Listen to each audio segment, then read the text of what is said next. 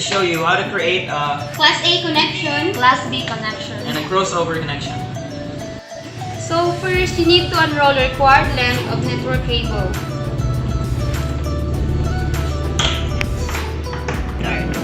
Carefully remove the outer jacket of the cable at least 1 inch from the end of the wire.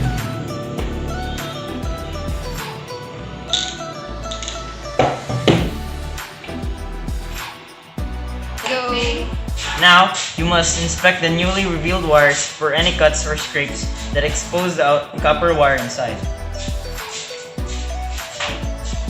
Also, remove this one.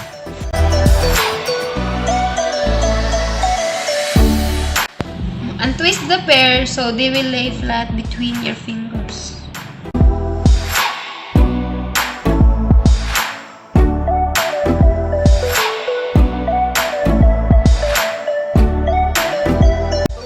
So now we'll make a Class A connection. So first, you need to arrange the wires based on the wiring specification you are following. So white, green, green, white, orange, blue, white, blue, orange, then white, brown, brown.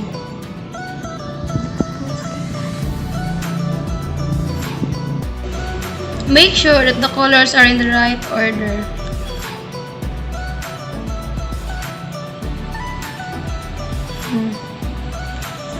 So white, green, green, white, orange, blue, white, blue, orange, then white, brown, brown. So correct.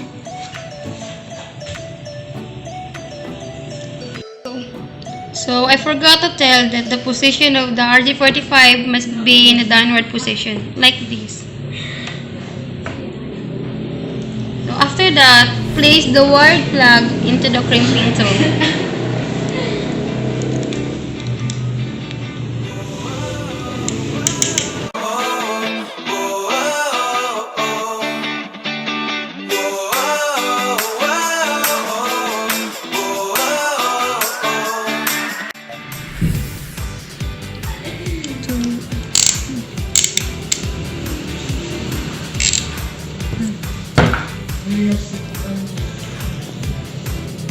So obviously, for it to work, we should connect the other end also.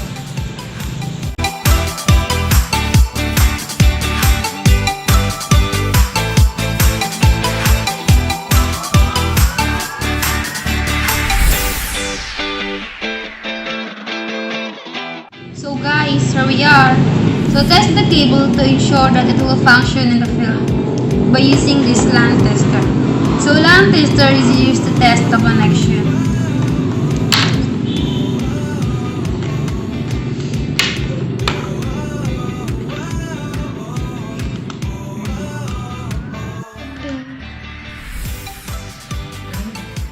So as we can see, it is correct because both numbers are blinked simultaneously.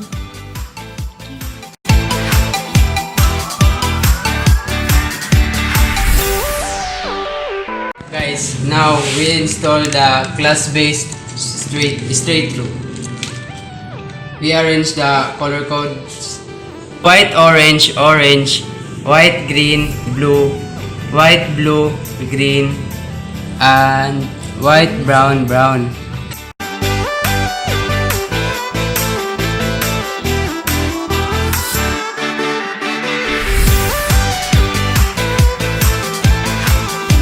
Okay.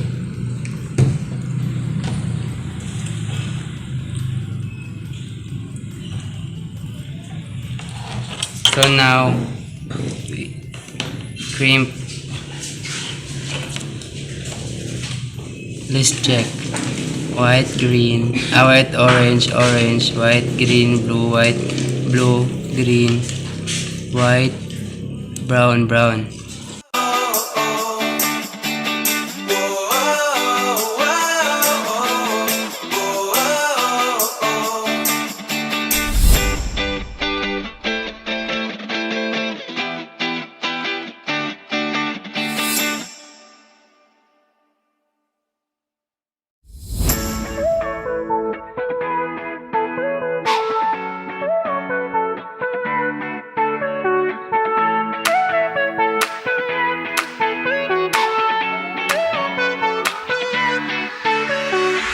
So let's check our work.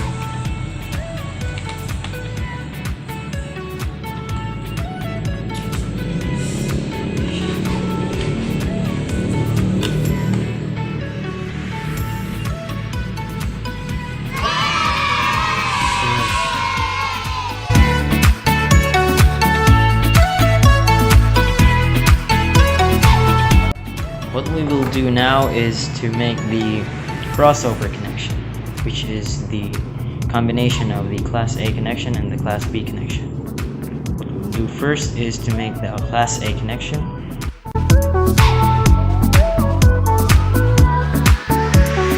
So here's the arrangement of Class A, which was showed earlier.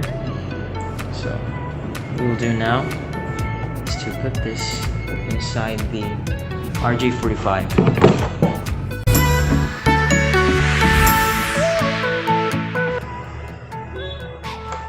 All we need to do is to get the RJ45 white green, green, white blue. I mean white orange, blue, orange, white brown, brown. Okay, so all we have to do now is to crimp it.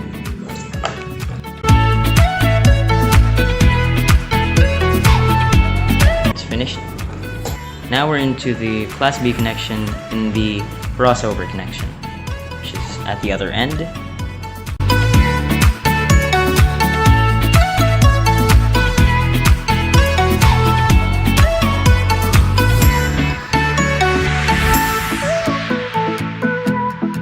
So there it is, the Class B connection right here. Now all we gotta do is to slide it to the RJ45. So